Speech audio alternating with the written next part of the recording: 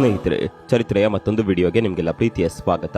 ಇಲ್ಲಿಂದ ಸುಮಾರು 66 ಮಿಲಿಯನ್ ವರ್ಷಗಳ ಹಿಂದೆ, ಅಂದ್ರೆ ಕ್ರಿಟೇಷಿಯಸ್ ಕಾಲದಲ್ಲಿ, ಹಿಮಾಲಯಗಳಷ್ಟು ದೊಡ್ಡ ಗಾತ್ರದ ಉಲ್ಕೆಯೊಂದು ಪ್ರತಿ ಸೆಕೆಂಡ್ಗೆ 20 ಕಿಲೋಮೀಟರ್ ವೇಗದಲ್ಲಿ ಭೂಮಿಯೆಡೆಗೆ ಹಾರಿ ಬಂದು ಭೂಮಿಯ ಒಳ ವಾತಾವರಣ ತಲುಪುತ್ತದೆ. ಹಾಗೂ ಇದು ಇಲ್ಲಿಯ ಯುಕಟಾನ್ ಪೆನಿನ್ಸುಲದ ಸಮುದ್ರದೊಳಗೆ ಬೀಳುತ್ತದೆ. ಇದು ಬಿದ್ದ ರಭಸಕ್ಕೆ ಅದರ ಸುತ್ತಲಿನ 1500 ಕಿಲೋಮೀಟರ್ ರೇಡಿಯಸ್ ಜಾಗದಲ್ಲಿ ಏನೇನಿತ್ತೋ ಅದೆಲ್ಲ ಹಠತ್ತನೆ ಆ ಬಿಸಿಗೆ ವೇಪರೈಸ್ ಆಗಲು ಶುರುವಾದವು.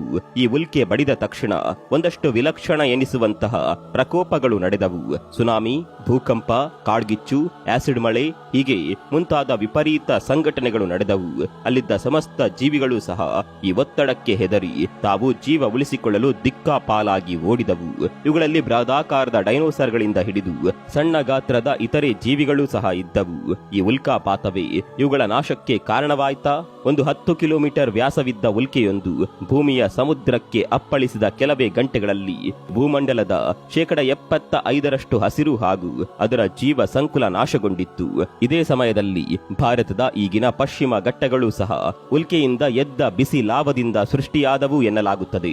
ಹೌದು, ಆಗ ಸುಮಾರು 50,000 ಚದರ ಕಿಲೋಮೀಟರ್ ಜಾಗದಲ್ಲಿ 2 ಕಿಲೋಮೀಟರ್ನಷ್ಟು ದಪ್ಪವಾದ ಲಾವಾದ ಪದರ ನಿರ್ಮಾಣವಾಗಿ ಇದೇ ಪಶ್ಚಿಮ ಘಟ್ಟಗಳಾಗಿ ಬೆಳೆದವು ಎಂದು ಜಿಯೋಲಾಜಿಕಲ್ ಸ್ಟಡಿ ಹೇಳುತ್ತದೆ. ಈ ಮಹಾ ಉಲ್ಕಾಪಾತಕ್ಕೆ ಸಿಲುಕಿದ ಬೃಹದಾಕಾರದ ಜೀವಿಗಳು ನೆಲೆಗಾಣದೆ ಅಂತ್ಯ ಕಂಡವು. ಆದರೆ ಇತರೆ ಸಣ್ಣ ಗಾತ್ರದ ಜೀವಿಗಳು ಮಾತ್ರ ಬದುಕುಳಿದವು. ಇದು ಹೇಗೆ ಸಾಧ್ಯವಾಯಿತು?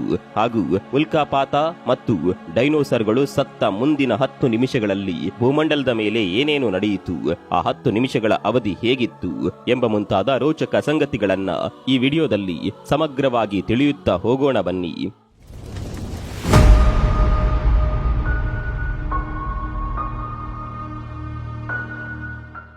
ಹಲವು ತಜ್ಞರ ಪ್ರಕಾರ ಡೈನೋಸರ್ಗಳಂತಹ ಬೃಹದಾಕಾರದ ಜೀವಿಗಳ ಹಠಾತ್ ನಾಶಕ್ಕೆ ಉಲ್ಕಾಪಾತವೊಂದೇ ಕಾರಣವಲ್ಲ, ಆದರೆ ಆಗ ಉಂಟಾದ ದೊಡ್ಡ ವಾಲ್ಕ್ಯಾನಿಕ್ ಎರಪ್ಷನ್ ಇವುಗಳ ನಾಶಕ್ಕೆ ಮುಖ್ಯ ಕಾರಣ ಎಂದು ಈಚಿನ ಸ್ಟಡಿಗಳು ಹೇಳುತ್ತವೆ.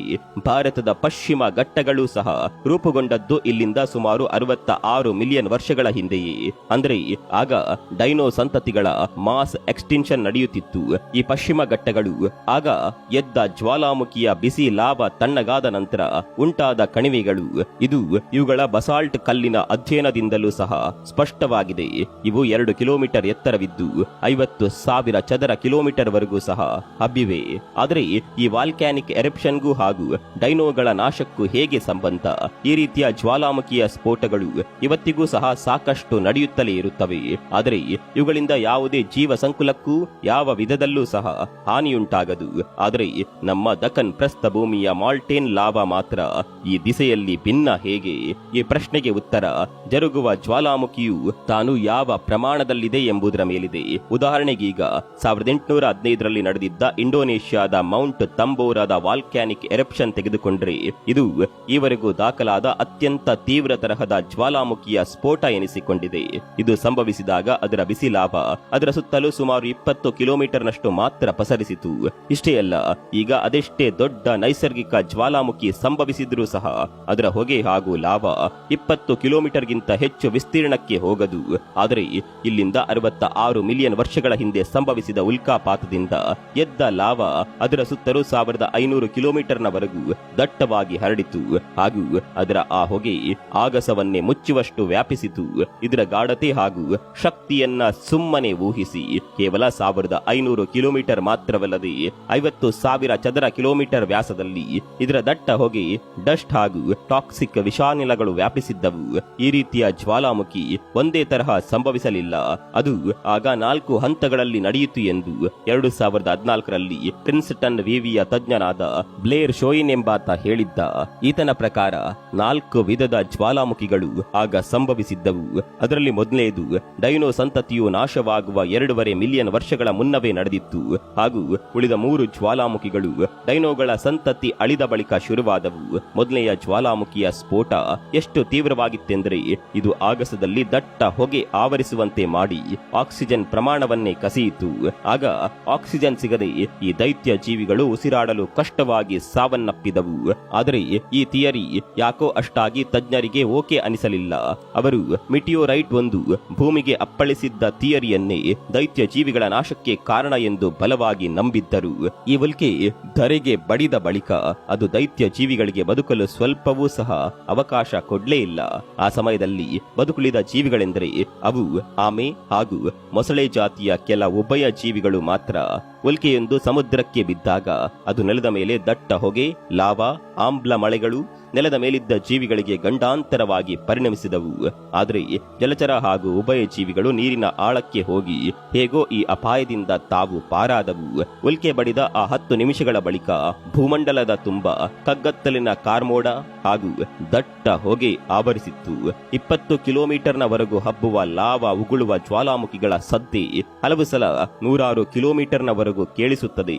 ಆದರೆ ಇಲ್ಲಿಂದ 66 ಮಿಲಿಯನ್ ವರ್ಷಗಳ ಹಿಂದೆ ಎದ್ದ ಜ್ವಾಲಾಮುಖಿಯ ಸದ್ದು ಭೂಮಿಯ ಇನ್ನೊಂದು ತುದಿಯವರೆಗೂ ಸಹ ಕೇಳಿಸುವಷ್ಟು ಪ್ರಬಲವಾಗಿತ್ತು. 10 ಕಿಲೋಮೀಟರ್ ವ್ಯಾಸದ 440 ಟ್ರಿಲಿಯನ್ ಟನ್ಗೂ ಹೆಚ್ಚು ತೂಗುತ್ತಿದ್ದ ಭಾರಿ ಉಲ್ಕೆಯೊಂದು ಪ್ರತಿ ಸೆಕೆಂಡ್ಗೆ 20 ಕಿಲೋಮೀಟರ್ನಷ್ಟು ವೇಗದಲ್ಲಿ ಹಾರುತ್ತಾ ಬಂದು ಈಗಿನ ಮೆಕ್ಸಿಕೋದ ಸಾಗರದ ಮಧ್ಯೆ ಅನಾಮತ್ತು ಬಿದ್ದಾಗ ಅಲ್ಲಿ ಸುಮಾರು 150 ಕಿಲೋಮೀಟರ್ ಅಗಲದ ಒಂದು ಕ್ರೇಟರ್ ಸೃಷ್ಟಿಯಾಯಿತು ಹಾಗೂ ಸುಮಾರು 20 ಕಿಲೋಮೀಟರ್ನಷ್ಟು ಆಳದ ಹಳ್ಳ ಅಲ್ಲಿ ಎದ್ದಿತ್ತು. ಇದನ್ನೇ ಇವತ್ತು ನಾವು ಚಿಕ್ಸುಲಬ್ ಕ್ರೇಟರ್ ಎಂದು ಕರೆಯುತ್ತೇವೆ ಹಾಗೂ ಇದರಲ್ಲಿ ಒಂದರ ಪಕ್ಕ ಒಂದರ ಹಾಗೆ ಸೌದಿಯ ಸುಮಾರು 24 ಬುರ್ಜ್ ಖಲೀಫಾಗಳವರೆಗೂ ಸಹ ಜೋಡಿಸಿ ಇರಿಸಬಹುದಾಗಿದೆ. ಉಲ್ಕೆ ಬಡಿದಾಗ ಭೂಮಿಯ ಟೆಕ್ಟಾನಿಕ್ ಪ್ಲೇಟ್ಗಳೇ ಚದುರಿದವು ಹಾಗೂ 10 ನಿಮಿಷದ ಒಳಗಾಗಿ ಭೂಮಂಡಲದ 30% ಜೀವ ಸಂಕುಲ ಹೇಳ ಹೆಸರಿಲ್ಲದ ಹಾಗೆ ನಿರ್ನಾಮವಾಯಿತು.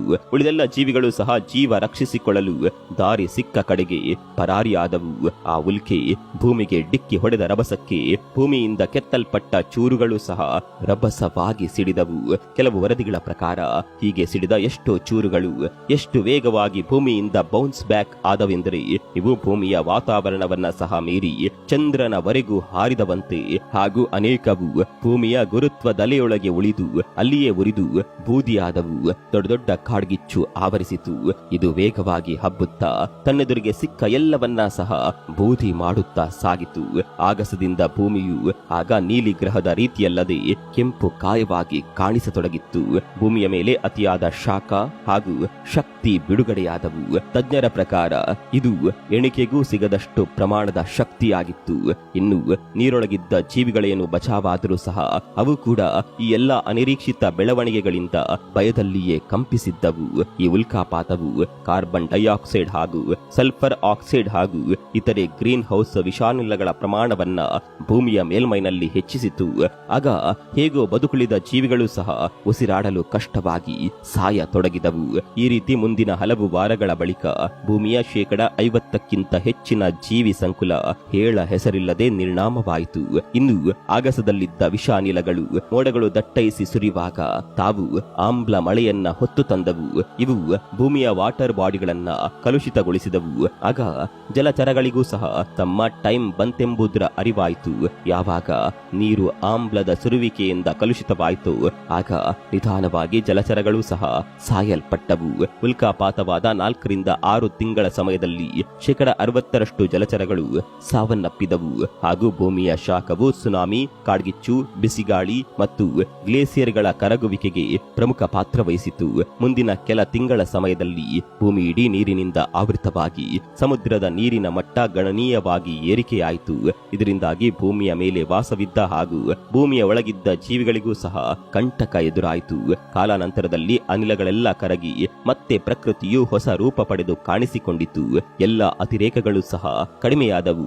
ಭೂಮಿಯ ಮೇಲೆ ತಾಜಾ ಆಗಿ ವರ್ಷ ಸುರಿದು ಮತ್ತೆ ಜೀವವು ಹೊಸ ರೀತಿಯಲ್ಲಿ ಮೂಡಲು ಶುರುವಾಯಿತು ಹಾಗೂ ಎಲ್ಲ ಸ್ಥಿತಿಯೂ ಸಹ ಮೊದಲನಂತಾಯಿತು. ಒಟ್ಟಿನಲ್ಲಿ ಡೈನೋಗಳು ಸತ್ತ 10 ನಿಮಿಷದ ಬಳಿಕ ಮುಂದಿನ ಹಲವಾರು ತಿಂಗಳ ಬಳಿಕ ಭೂಮಿಯ ಮೇಲೆ ಅಕ್ಷರಶಃ ನರಕ ಸದೃಶ ವಾತಾವರಣ ಸೃಷ್ಟಿಯಾಗಿತ್ತು. ಆದರೆ ಬದಲಾವಣೆ ಜಗದ ನಿಯಮ ಎಂಬಂತೆ ಎಲ್ಲವೂ ಕಾಲ ಕಾಲಕ್ಕೆ ಬದಲಾಗಿ ಇವತ್ತು ಇಲ್ಲಿಯವರೆಗೂ ಬಂದಿದೆ. ಈ ವಿಚಾರದ ಬಗ್ಗೆ ನಿಮ್ಗೇನನ್ಸುತ್ತೆ? ಕಾಮೆಂಟ್ ಮಾಡಿ.